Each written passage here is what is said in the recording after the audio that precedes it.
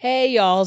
I'm excited for this one. It is a Q&A chat. So I posed the question on social media and I asked all of you, what are your hot questions, right? Because I got A's for your Q's and you guys came in spicy. So, I mean, we're answering everything from why did I leave the DC area to what is it like introducing your grown children to a new boyfriend and what if they don't like him, to how do I overcome the dread of, the upcoming political changes, which is a question someone asked if, not everyone feels dread, believe it or not, but that is, a question. And then, questions to do I still interact with my ex and whatever happened to, Eddie, who was my old house manager that you guys saw on the TV show.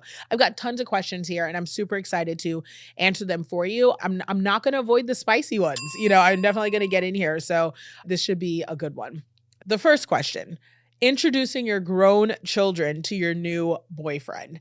Now, this question I'm not surprised about because you guys have seen this whole journey from, for those who've been here from the very beginning, you've seen me from when I didn't even have kids to now I am pregnant with my fourth, and I am remarried. So we have been in this for a long time together. Believe it or not, for some of us who've been here for the very, very beginning, like meaning when I was a natural hair blogger, in 3 to 5 years ish, it'll be almost 20 years.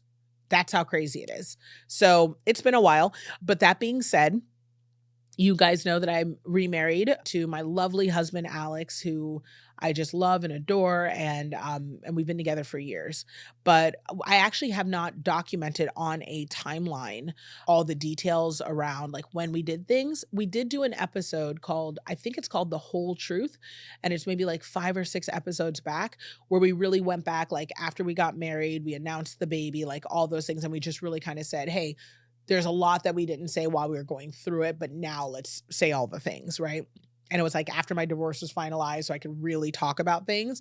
My divorce took forever. That was actually another question. My divorce took like between separation and closure, almost 4 years, mostly for financial reasons, not for logistical ones. I didn't see, my ex during that time at all, but it was just a very fraught and long process, for reasons that I won't go into, but it took a while. But, when it was all said and done, it was a longer process. Now, when it comes to introducing, my current, I knew, I'll give you like legit timeline. So when I met Alex, I knew on our first date that something different was happening.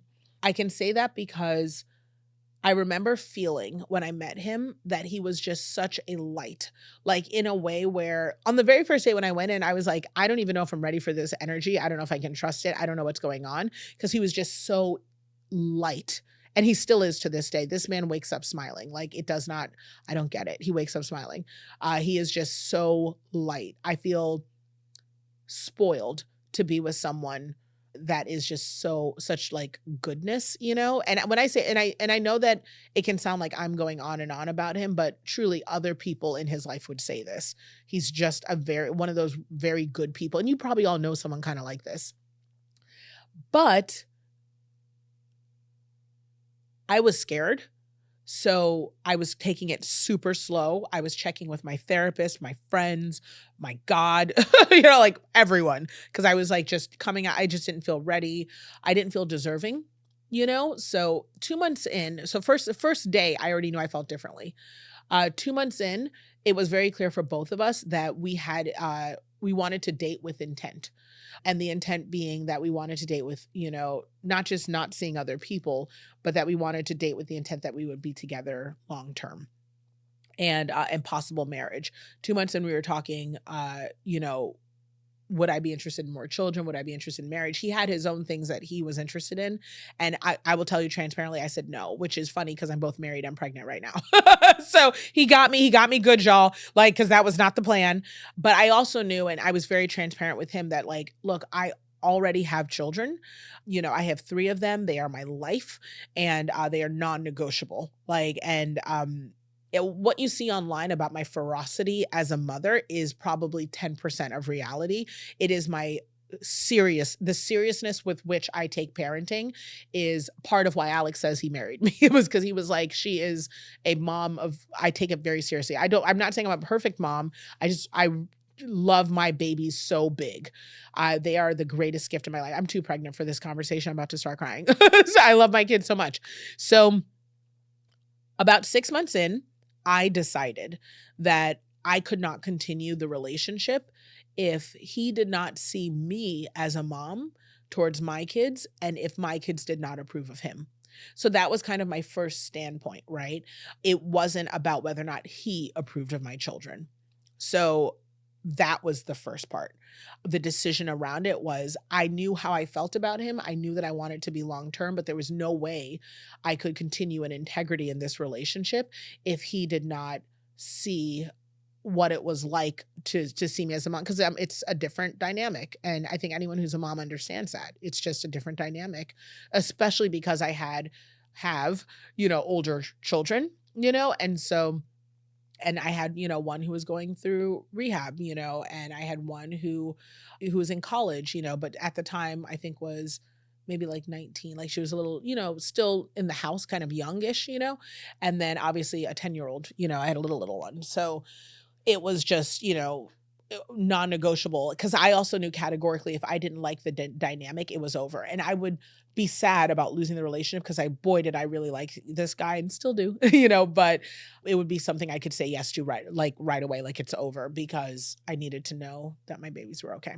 So how did we do it? So that's multi-stepped. The first thing was around the 3-month mark, I shared with my ex-husband that my husband, that I had met someone and that I was taking them seriously.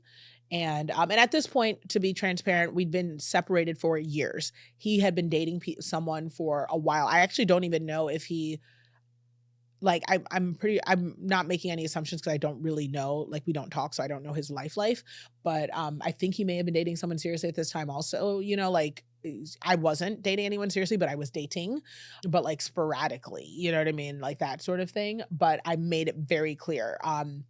Communication was super important to me during this time, just out of respect, because public figures, obviously I'm the public figure and I'm visible and I have the platform, but I also wanted to respect that he had visibility, and I didn't want to embarrass him if people saw me out with someone else and they may not have been informed about where we are, because people even now are still like, oh, you're divorced, like, it's still news. So for some people, they're like, I missed out, thank you algorithm, so I just want to make sure that he always felt respected, or at least that I tried, right? So I informed him that I was dating someone else, told him who he was, and that, if it continues the way it is, there may be a time where I'm going to introduce him to the children, and that's going to be important just for me to even determine where this goes. So then around the 6-month mark, again, after talking to my therapist, because I like just so delicate, I was like, I don't even know what this is.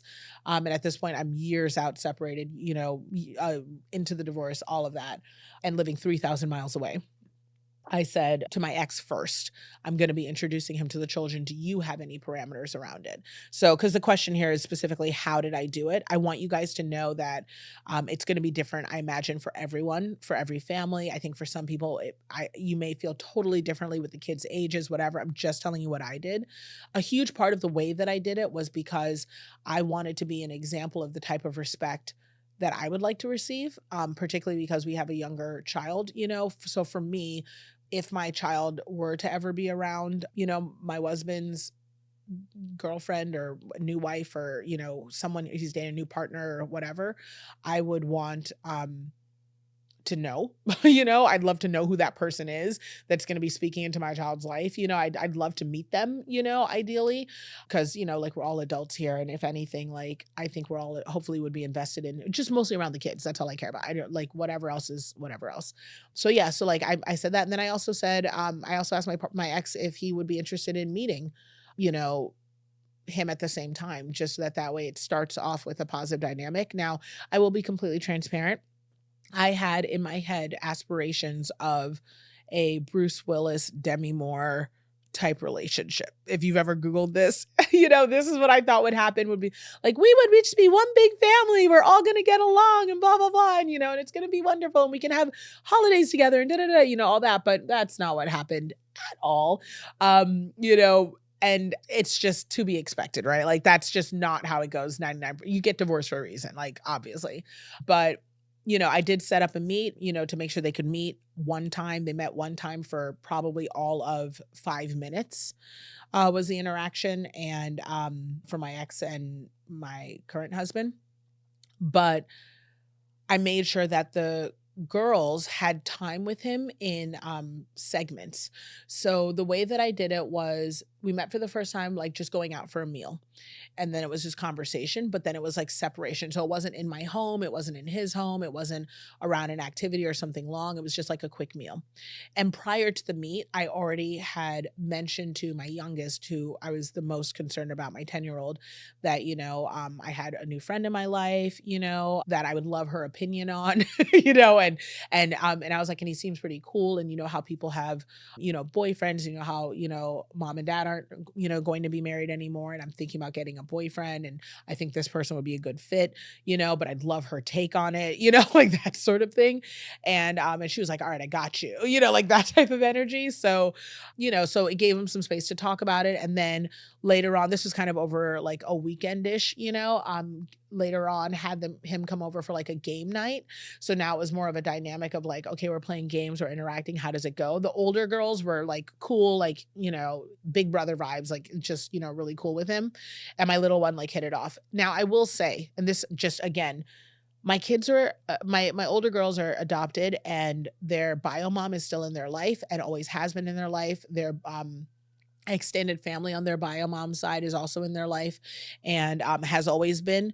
And they also are really blessed to have a lot of people around them that love them deeply. Like, when I tell you, God really covered them in that way. So I don't think they have as weird attachments, I guess, about good people coming in their life, but I'm also fiercely protective of who gets access to my children. Access meaning like just, they like, at least if I'm bringing them in, obviously my kids can choose their friends and all that stuff, but I am mama bear all the way. So it's why, like, a lot of people, even if we've been rocking with each other on the internet for like 15 years, you've never met my kids. You know what I mean? Like, it's just, I like to, if you meet my kids, I truly trust you down. You know what I mean? Because it's just, that's how, like, they are everything to me. So, my kids know that too. So when they do meet someone, they know mom really vet them. So that, worked out. It was just gradual. And then we went to Disneyland as like a longer day activity. And Alex is really great with kids, and he's just like, and he's just a very down to earth, easygoing person. He's just easy dynamic. So we did that. And then, after that, it was like, did a little bit of holidays and just lots of honest communication. I never hid him from my kids. I never kept him a secret. Once I knew he was going to be around, then it was easier for me to like make sure they knew as well. And then that was it. And then, they came to expect him being around when we moved in together.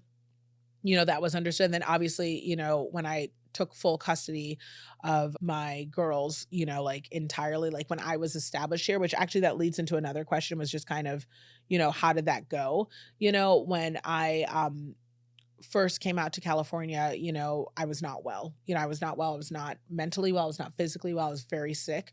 I also was not living, starting separation. I think most people recognize this with divorce. I was not living in a environment that necessarily was suitable for school age children and all of that. Like, I need to like figure out like let me just say this from the beginning.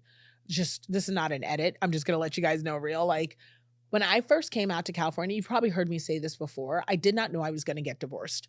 Like, I did not know that. I thought I was just tired. I thought that post-pandemic, I needed a rest. I also knew stuff was wrong with my body, but I wasn't sure.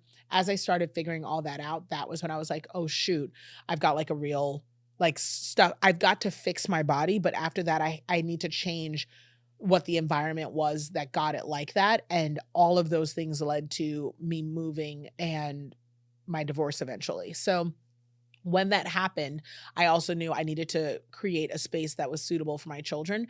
I take that very seriously too because they have come from different trauma, and stability is key. I do not move my kids around casually. So while making sure that they were stable, I was immediately building a home for them, figuring out schools, all that stuff. So it didn't take long. It was a couple months maybe, and had my kids full time. And so once that happened, my kids moved into a stable home. So I have one of the questions we have is like, are my kids with me? Yeah, my kids are with me all the time, full time, and they have been for years. And I am the primary parent. I do all of the things. And I say all the things meaning with Alex. Alex is 100% helping me parent Allie, and I take care of everything, and my kids do not want for anything. They do not lack. And I'm just very blessed and grateful for that. And my one of the questions, do they still have a relationship with their ex? With my ex, they have the option for a relationship with my ex. I would never in a million years stand in the way of that. I've done everything I can to facilitate it, but I'm also really grateful that my kids, are with me full time. And that is, co-parenting is complex if you're able to even do it, or if it is desired. And I am just super grateful that my kids are fulfilled, no matter what, and that they aren't lacking.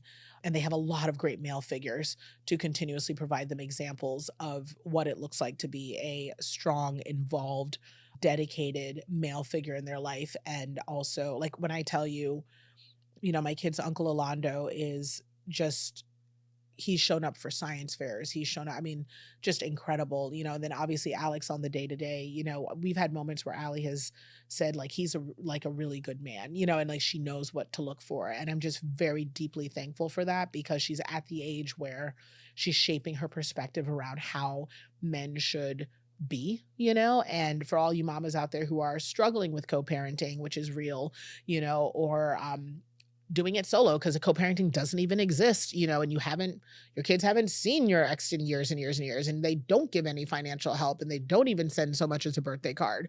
Just know you are not the only one that is a very common story. I think I read that's like 80% or something like that is just men just check out and do whatever, and just letting you know, like, you're not alone in that. And that is a difficult thing, I think, more for the mom because it's kind of shocking, right?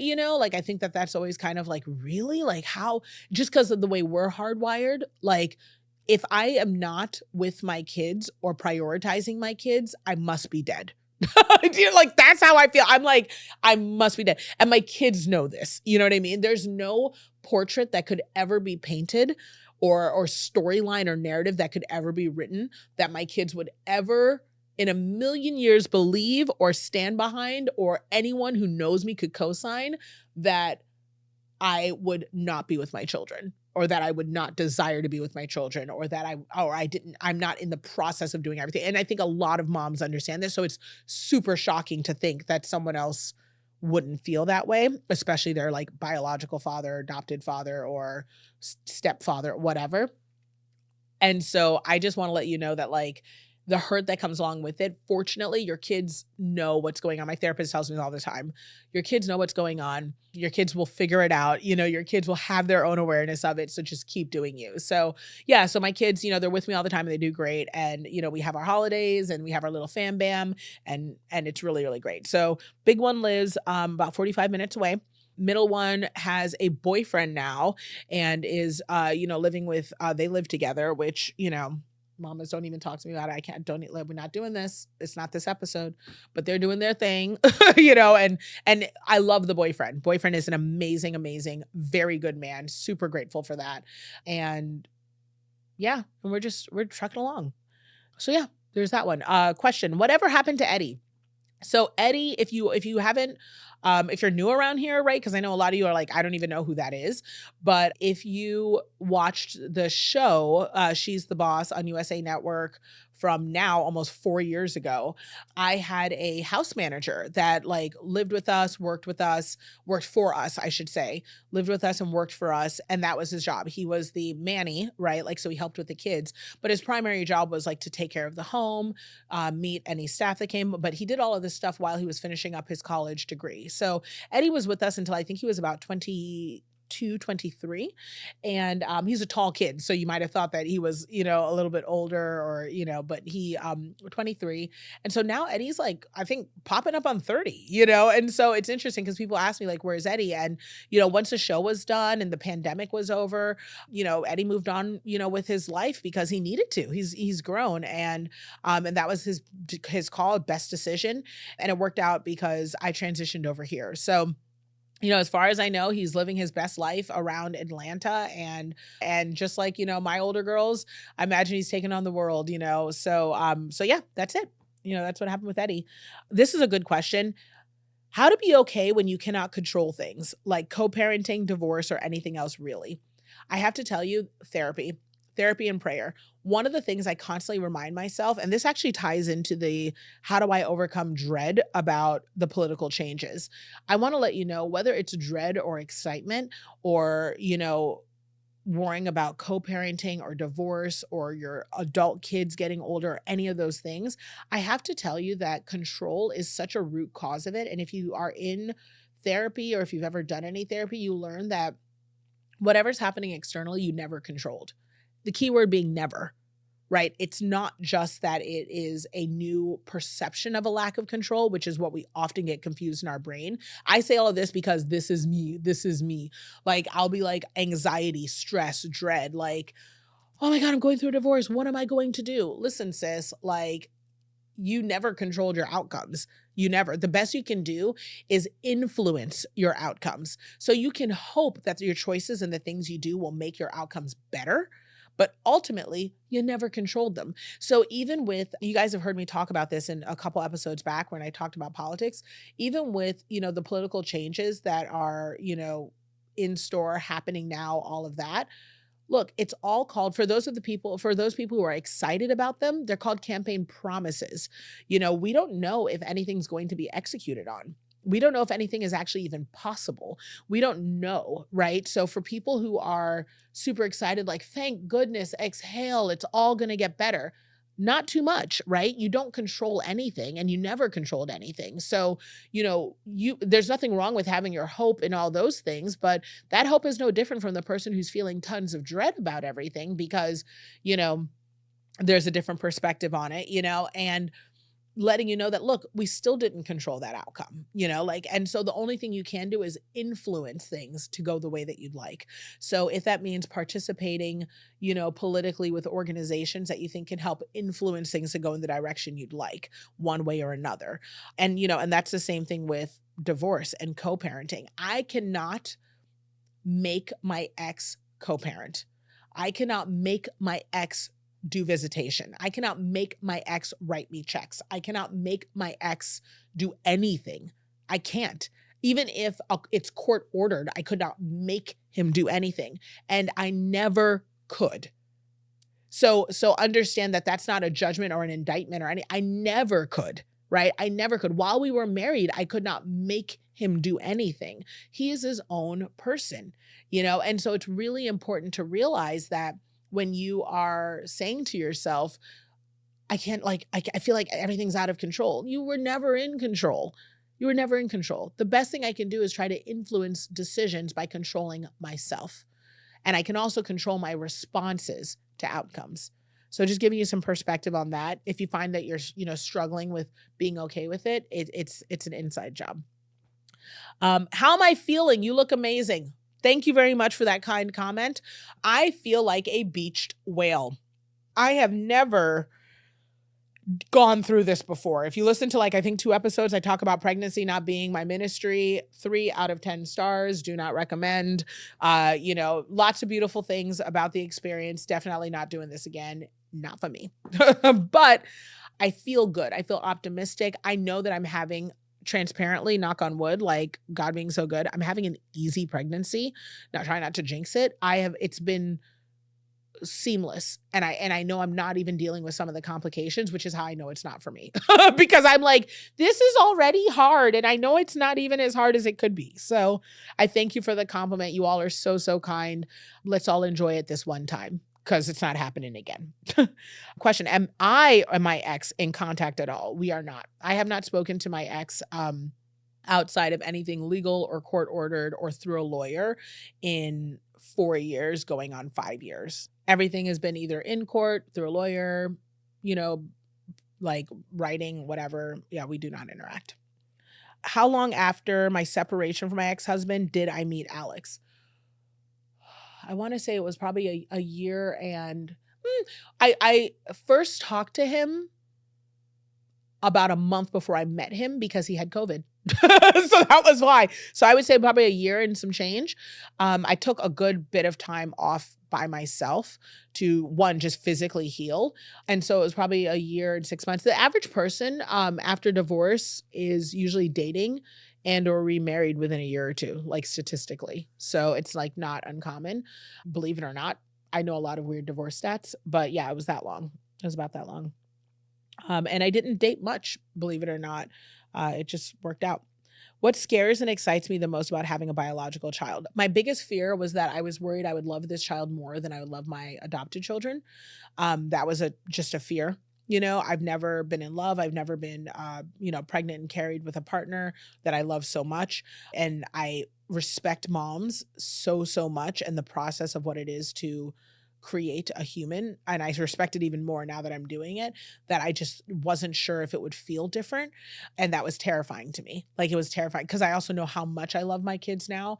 I'm trying not to cry.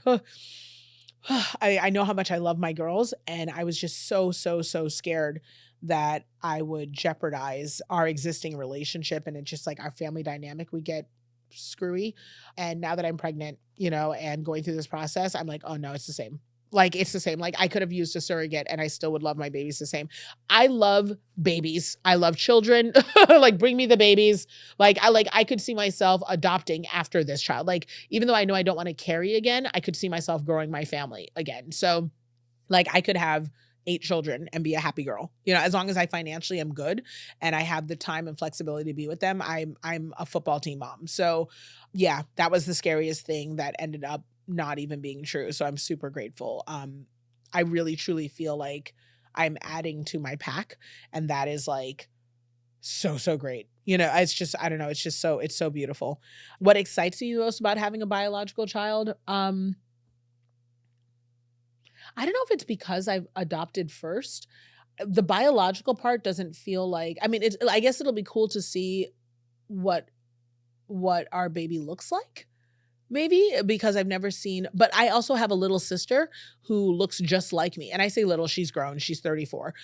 But like, I have a baby sister. And and she looks just like me. I look just like her. We have similar faces. My parents really did a copy paste. So I know what it looks like for someone else to have your face features, like to look and be like, oh wow, like you really look like, we really look alike. So I don't know if that's something I feel like I'm missing. So maybe that. I'm more excited to have to raise another little human, to do, the toddler stage again, because I enjoyed that stage a lot, to cuddle and to kiss and to teach and to, raise someone who one thing I love, love, love, love about parenting, even though this is like a hard part, is I love seeing each of my girls develop their own ideas and perspectives and vocalize who they are in the world. So my eldest has her own opinions and perspectives and how she approaches things. My middle one is like really learning how to use her voice heavily. And my littlest one is, my current littlest one.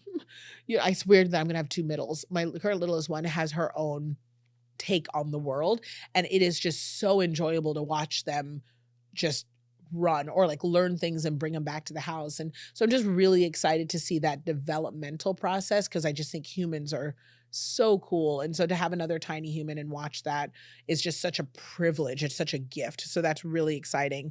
But the biological part of it isn't really like, I could do that with any baby. So, oh my goodness. Let's see. Parenting adult children who live with you. This is a quick one. Prayer and advice. So first things first, from a prayer standpoint, God can take better care of them than you can.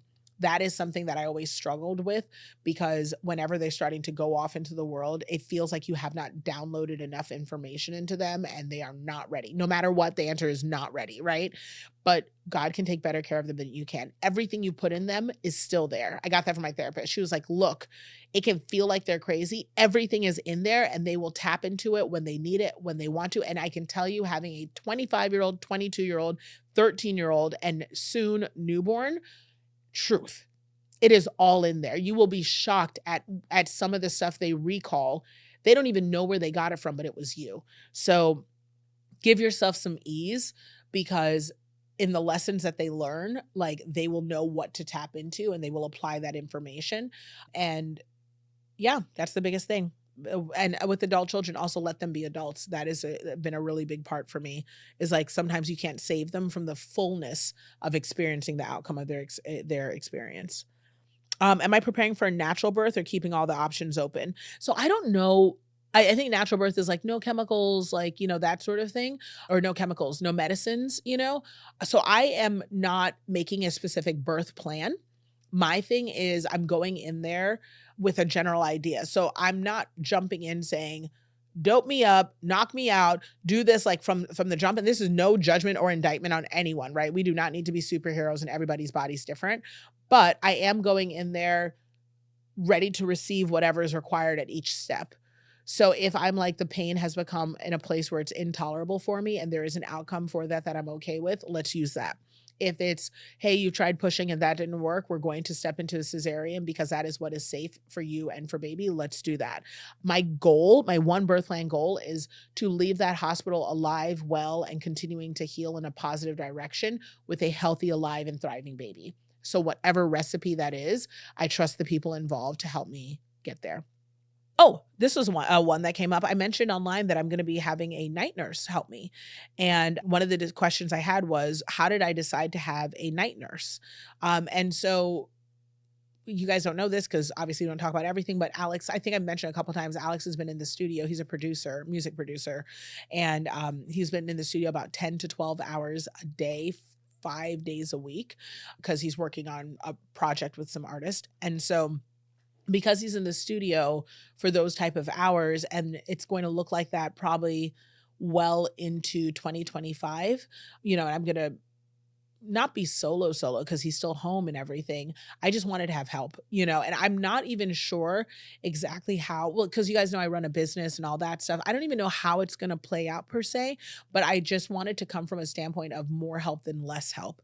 So, and I didn't want to put that burden on my mom either because, she's also older and she, has her own things. Listen, I just want my mom to drive me crazy. I'm gonna be honest. I was like, I don't want her to drive me crazy. I don't know how this is gonna play out at all. But I'm actually really, you guys may not know this, I'm really good with babies. I'm very confident with babies. That's not something that I'm as worried about. I'm more worried about my recovery, healing, and exhaustion, and how that's going to meet the moment. But when it comes to actually like feeding, diaper changes, all that, like none of that is unfamiliar to me or anything that gives me any anxiety or nerves. I don't get frazzled about sleeping and like none of those things are part of my hardwiring. Like when I tell you I am like biologically meant to be a mom, like I don't know what chip I got, but I got it.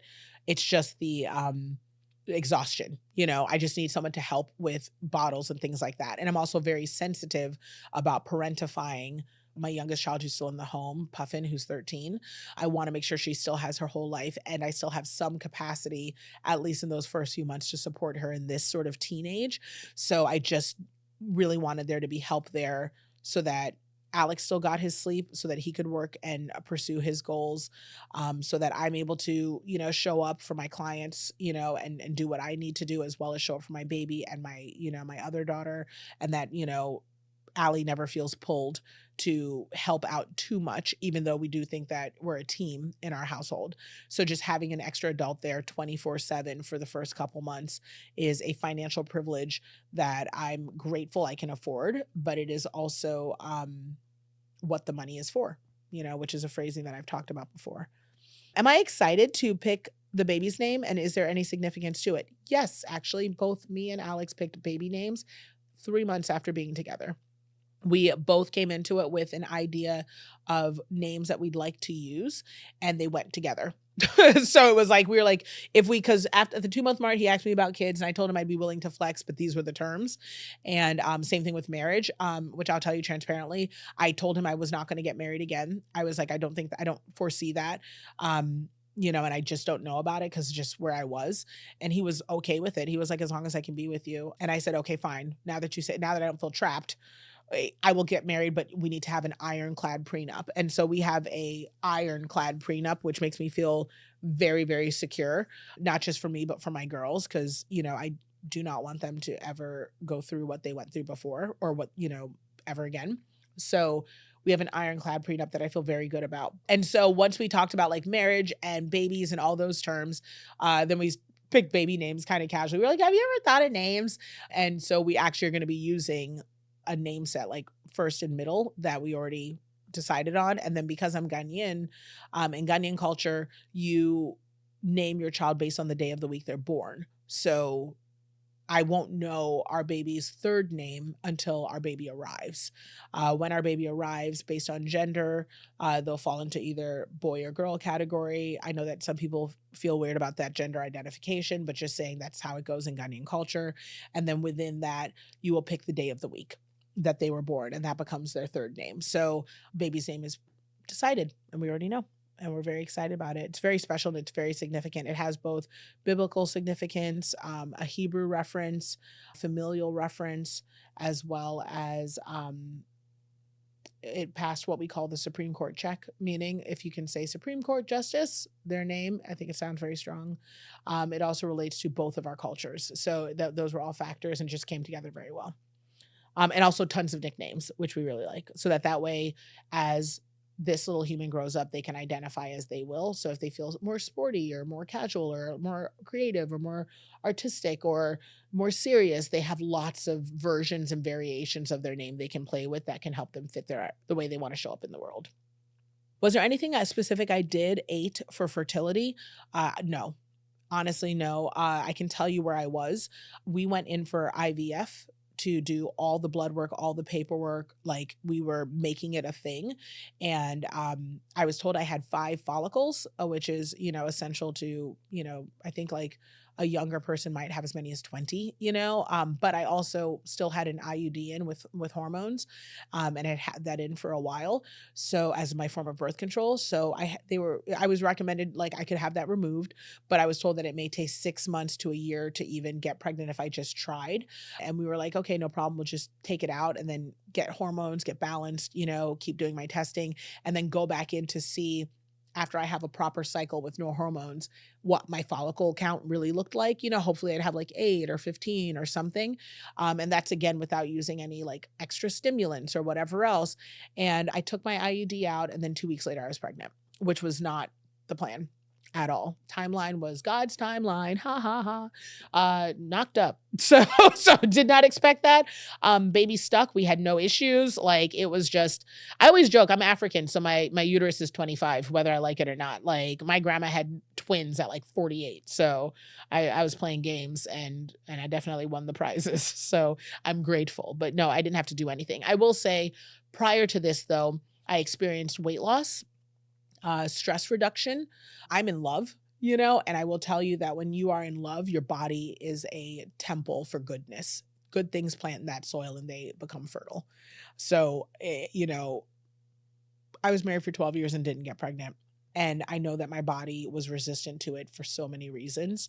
And it isn't something I've talked about. Maybe that's a different podcast episode because it's my story and my story alone, But I can tell you that I don't think I could have kept myself from getting pregnant. We're actually trying to figure out what we're going to do for birth control after this baby comes out. Because if this man breathes on me, I'm going to have twins. So we're gonna have to figure something out. So collectively, y'all send me good baby blocking energy. What are some of my favorite holiday traditions? Going to IHOP after, because we're all tired of the leftovers. That's a big one. So how are the girls coping with the idea of a new baby? They're all very excited. The girls know the gender.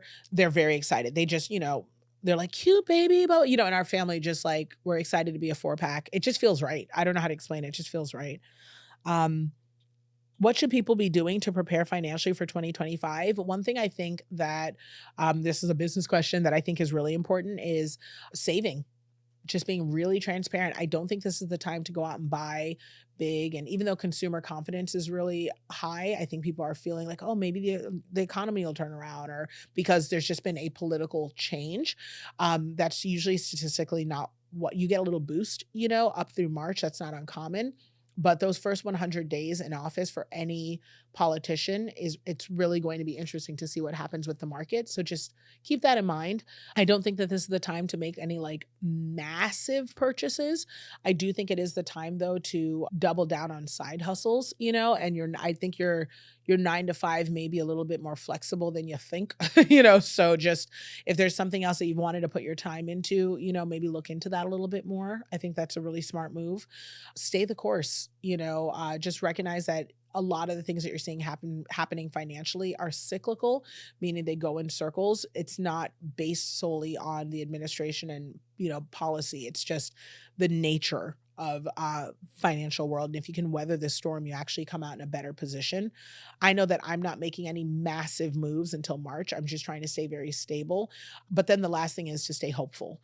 Be optimistic. There is still money out in circulation. People are still getting incredible wealth. I have clients right now that in the last, so what's since October?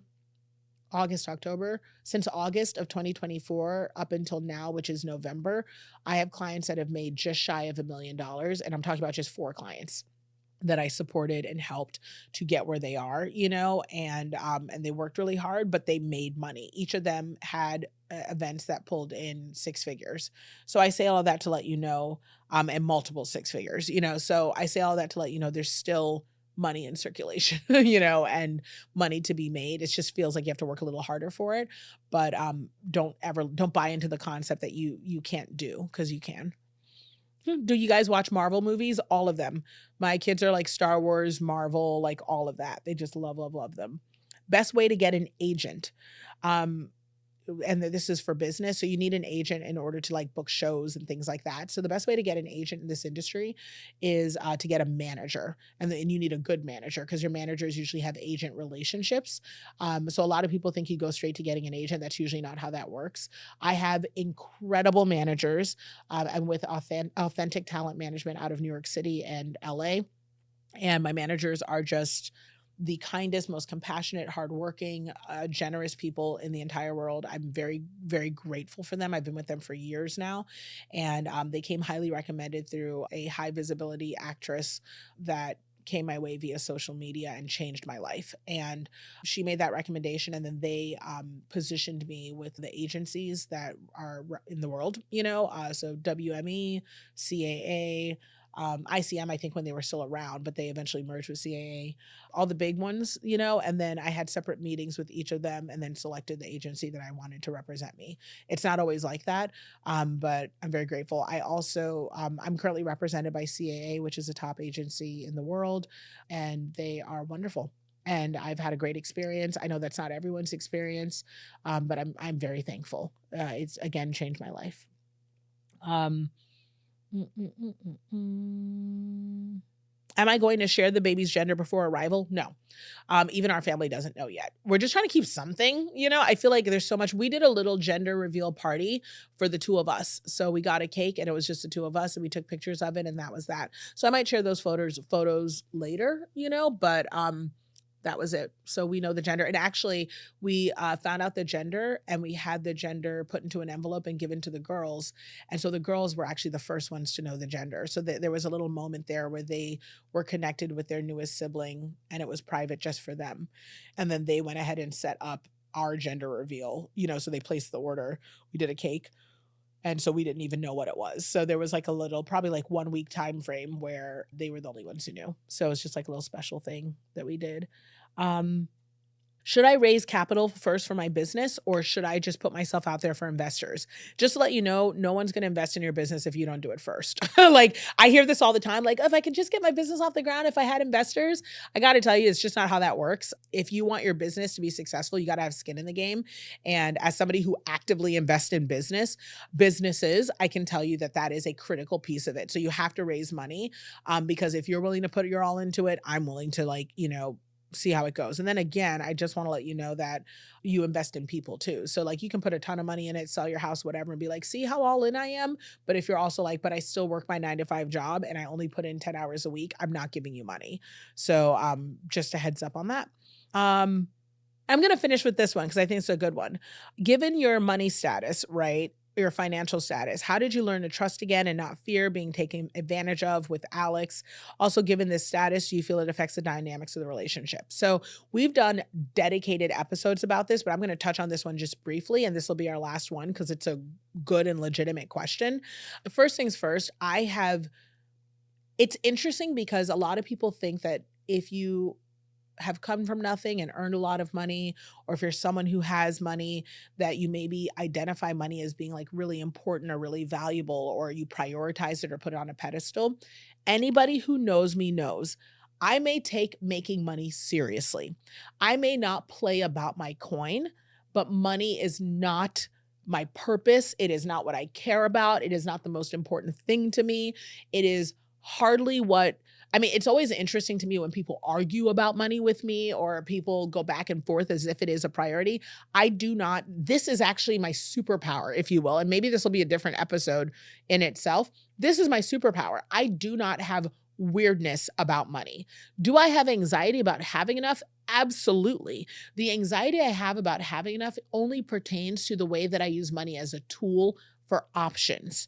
So, it's important to me to be able to provide for my children. It's important for me to be able to, afford my life. But make no mistake, money, I know how to be poor. Like I grew up poor. So it's one of those things, like, even though I have money, I still thrift. I mean, if you've been keeping up on Instagram, people are on social. I so sweet. We got a Gucci stuffed animal, the other day that's in our baby's crib.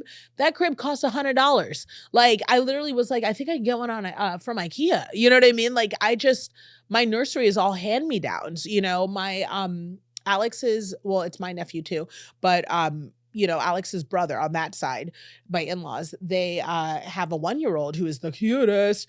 And I took all their hand-me-downs. You know what I mean? Like I was like, please, like these babies don't need anything brand new. Like when I tell you, because money is not something I put on a pedestal, one, it comes to me easily because it's not something that I elevate as being more important than life and interactions. It's actually one of my red flag, like alarm bells. If someone says to me, all you care about is money, or she's so money driven, or she's blah, blah, blah, that's how I know you don't even know me. Like, because anyone who does know me is like, oh, this girl, like the way she talks about, you would know she doesn't even care.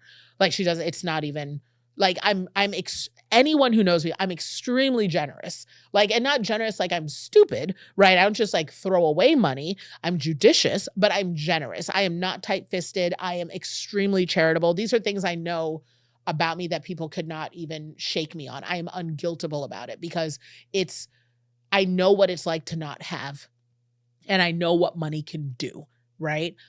But I also don't let it dictate my relationships. So if I'm even in a relationship where I feel like money is causing strain and stress and is too conversational, like I think I mentioned, earlier that my divorce took 4 years because of money, like because of money. And I tell you, it's not required. You know what I mean? It's just not required. There's just too much conversation about it. And so like in this relationship, I'm really fortunate. I'm with someone who has a hard wiring of being a provider. He wants to be a provider. And what's great is I always joke, and you guys have heard me say this before, he's California poor. Alex makes excellent money. It's just that I make so much more of it that it's difficult because I'm in the 1% for me to find someone else who makes what I make. Like, but I have found someone who works like I work. And our partnership is one where it feels like a solid investment. The Bible talks about planting in good soil. Part of being with him that has made that dynamic so amazing is that I am planting in good soil every day, So All that being said, I don't feel like our financial dynamic, even if on a balance sheet or a profit and loss statement may look like certain numbers, I don't feel like it's out of sorts because I can make the money I make and do things like get pregnant because I have a partner who is making up the other financial difference through effort. He also still pays for stuff. Just being honest, like if I cover rent, he covers everything else. Like that's the type of person he is. When we go out, I don't always pick up the tab, and it's not about who has the money or doesn't. It's that he is a provider by nature. That is his hardwiring. So yeah, so I don't know, but just money, it's like it's in the household, it comes, it goes. There's plenty of it and I'm grateful for it. And I've never lacked and I never will. And I'm grateful for that, in Jesus' name. And it hasn't been an issue in terms of our dynamic. I will say that's a lie. In the very beginning, it was because he was kind of like, what's happening here when he first met me because I didn't live like he didn't understand. So when we first met, I'll never forget when we went shopping and I was like, "Oh, I could just grab that at Target." And he was like, "You shop at Target?" And he was like, "For clothes?" And I was like, "Yeah." And he was just kind of like, "Oh," because he did see like I like to travel well. I like nice housing, like, and I like investments, and I like experiences. Like there are certain places that I tend to spend my money. And he was witnessing some of that. And he was like, I thought that people who lived like this, because he comes from like Alex is well, his parents are lawyers. They work hard, they save, but they're reasonable. He grew up richer than I grew up. You know what I mean? So he has had great exposure and he was always like the rich friend amongst his friends in public school, and he doesn't have debt. You know what I mean? Like, so if that helps give some context around like kind of his background, he's privileged in that way, but he's always had to work for his own money and he's always worked for his own money. He is a working musician. He does very well for himself, but it's not as well as I do. Right. So when he saw how I was living, he was kind of like, oh, I just kind of thought that people like you always wear designer, Bob. And I'm like, no, like, I was like, you're about to meet all my rich friends online, all my internet aunties, and you're going to see, they're like, nope, Nicole wears granny pajamas and, drinks ginger ale and cleans her own house and all that stuff. And that's just who I am. So he loves that about me. And so we don't actually feel the income disparity dynamic in our relationship because if we're having a date night, we might be going to In-N-Out for burgers. And that's what I chose. For my birthday, I'll never forget the very first birthday he planned for me. He planned a night at Magic Castle, which is like a fancy pants thing here. And I love magicians. It was a magic show place. And then he also planned a dinner at Yamashiro, which is like a on the hill fancy pants sushi place. And he just like planned all of these things. And it was just amazing. And the way he did it was obviously he had to pay out of pocket for stuff, but he also like called in favors. And cause he's a LA local, like he like called some of his friends and he figured this thing out and all that. By the time we got to the fancy dinner place, I was like, I don't even want sushi. Can we just go get a slice of pizza? Like, I don't even, and he was like, sure, it's your birthday. And we went into town and got a slice of pizza. You know what I mean? And it was great. And like, just like went for a walk and it was just, in our fancy clothes because we just finished going to a magic show and like, and that's who we are, So I have to let you know that, like, I think a lot of times money is prioritized in relationships, but I've always prioritized making sure I could take care of myself and my kids first and just having all the options I can and having a partner that doesn't just look good on paper, but acts great in life. And I thank all of you for asking these questions. I'm going to answer some more of them over on Instagram. So if you head over there, if you're a subscriber, you'll catch the answers to the rest of these questions and keep them coming. I love being able to give some insight and I hope it meets you where you are. And you guys know I'm always an open book. And I hope that whatever I share helps give you some direction and some light to live the better life that you deserve because you do.